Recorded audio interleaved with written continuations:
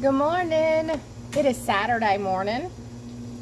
I just wanted to jump on right quick because in my Friday video, I was not able to upload the entire week.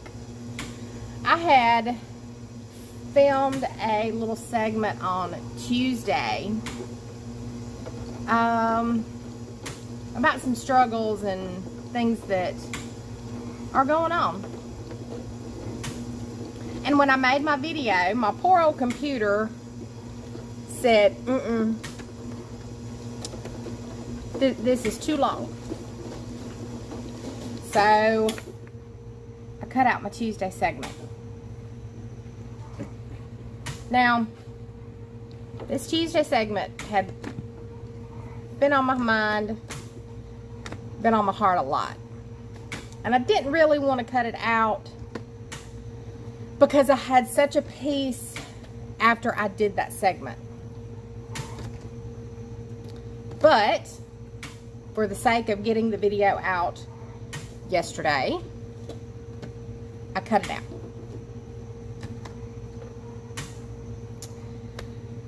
Well, I really think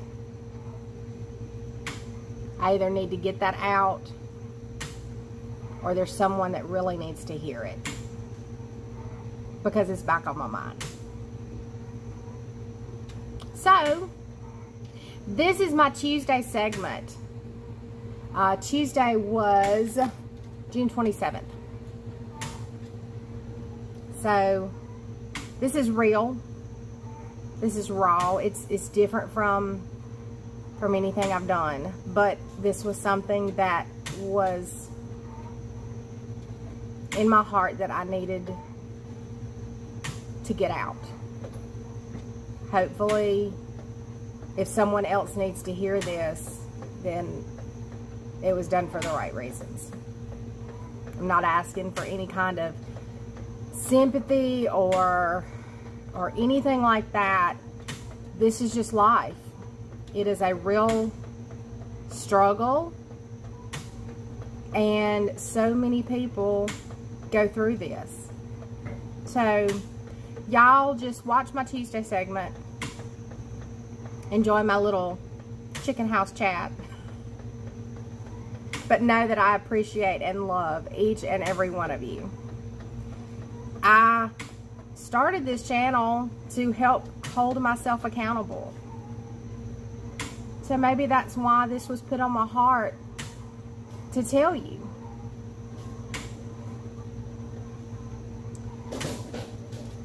Maybe that's why. But here is my little chat for Tuesday. And I'm just going to leave it there.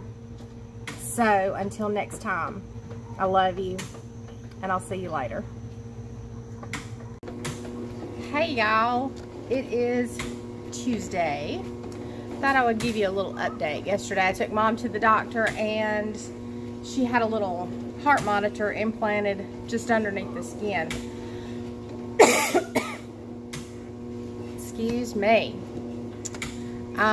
Grayson spent the night again with us last night. This is the second night he had spent the night with us. And I just did not sleep good last night. It wasn't anything that he was doing because he sleeps when he is with me. I just didn't sleep good. My brain would not shut down. Do y'all have that? Yeah. So anyway, I'm in Mama's house today. She's gonna be out for about a week. And I'm probably gonna jump everywhere while trying to tell you this. But the reason I couldn't sleep last night, my mind would not shut off. And that is kind of one of those things that I struggle with. Now, I feel that I am undiagnosed ADHD. I'm not hyper physically. my brain. I did not realize that was one of the signs. I had another indication when I had my surgery. I'd been kind of going back and forth about this since 2021. There were some things that have happened through the years. The tornado in 2014, the whole 2020 debacle. And it's just kind of brought this to a head. So I've thought about it a good bit. And I apologize, but I'm going to have to walk and talk at the same time. So, in 2021, I kind of started thinking, I'm having, there's something. You know, we've all seen the little things on Facebook where, you know, you're trying to clean your house, but you see that basket of laundry and you need to do the laundry, but then when you go to do the laundry, you see that the washing detergent is empty, and when you go to refill the washing detergent, you see something else and something else and something else. And I've always laughed at that because that was me. And I apologize for this glare that now I seem to have on my nose. But anyway, never really thought anything about it. I thought my ADHD cleaning brain, and that is what I called it, was just me. That was just a part of me. In 2021, I happened to be watching a YouTube creator, and she mentioned her ADHD brain. And I was like, what did she just say? So I rewound and I paid closer attention. And I started looking deeper into her videos, and now she is absolutely one of my most favorite creators out there.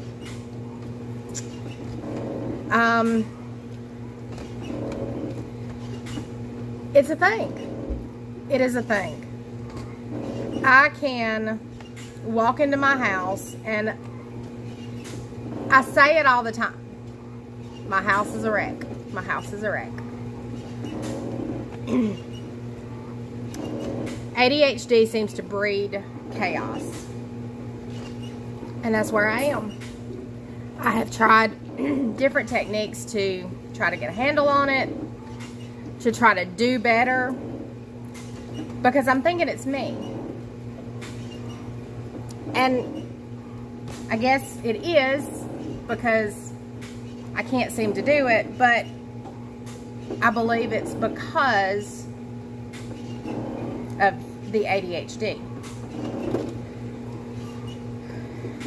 Now, there are times where I clean. If I'm in a cleaning mood, get out of my way. But most of the time I'm not.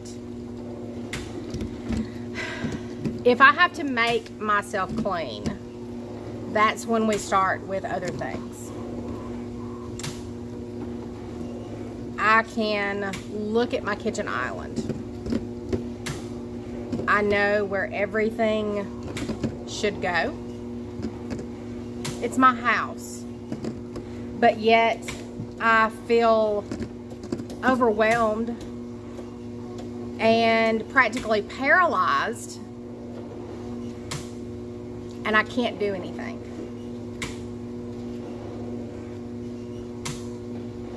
That's kind of where a little anxiety comes in.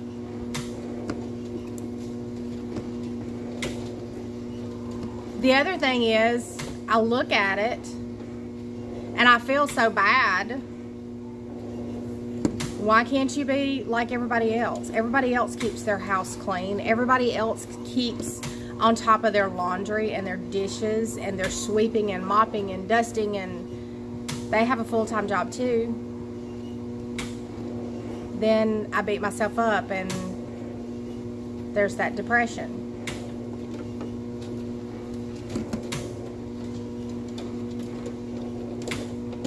I don't let anybody see this.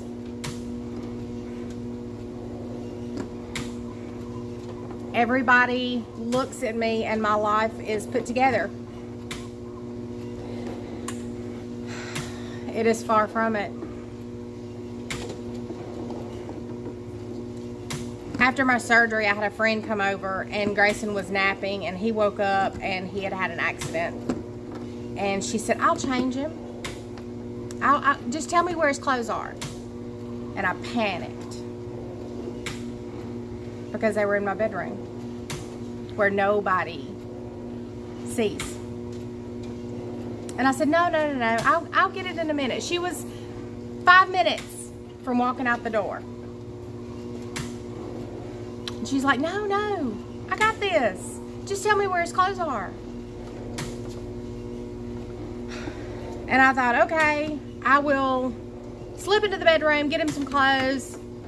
You know, I'll let her do the thing. You know, we'll get him cleaned up there in the living room. No. She followed me into the bedroom as I went in.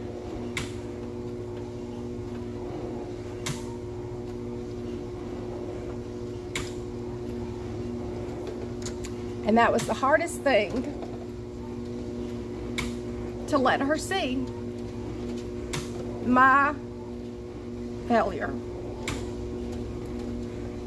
My chaos. She was like, stop, it's fine. But it wasn't. Not to me. Not to me. So, yeah, she got to see the real. I don't show that. But I tell you this to let you know that ADHD is real. And it's not just some hyper kid running around that can't sit still. It is, you can't turn your brain off. You can't clean your own house because you're overwhelmed. There's a whole hell to ADHD. So back to kind of when it was confirmed. I was talking to the anesthesiologist before my surgery in April. And he asked me about any previous surgeries that I had had. And did I have any problem with the anesthesia? Well, my mom tells a story when I had my tonsils out. And I was, I don't know, 4 or 5. I don't really remember having my tonsils out. There's aspects that I remember. I remember them putting the mask over my face in the operating room. But as far as anything else, I don't remember. But she told me that they gave me some medicine to help me chill out and calm down, and it was supposed to just, you know, kind of lull me down before surgery. It did not. It hyped me up. And back then, hospitals were just different. And the nurse that I had picked me up and took me out to the nurse's station. This is all according to my mom. And asked the nurses, guess what she's had? They couldn't believe that I was more or less still awake. This was supposed to, you know, kind of help put me out. Sorry. Trying to get you positioned back.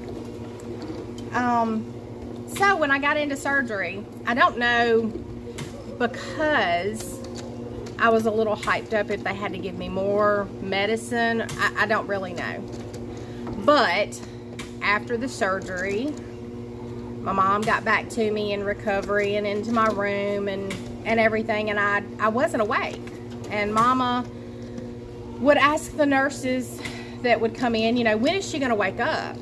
And they were like, oh, no, no, she's awake. She's awake. And they would zhuzh me enough or rub my chest or whatever, enough to aggravate me, and I would whine. You know how 4 or 5 years old kids are. And they would say, oh, see, she's awake. Mama's like, no, no, she's not awake. She's not awake. So that went on all day long. I had my surgery that morning, so I slept all day. Mama said about 10 o'clock that night, I finally said, Mama. And she knew then that I was awake. Now, I think my doctor got all over some nurses because they really wouldn't listen to my mama. But this was late 70s, very early 80s. I can't remember.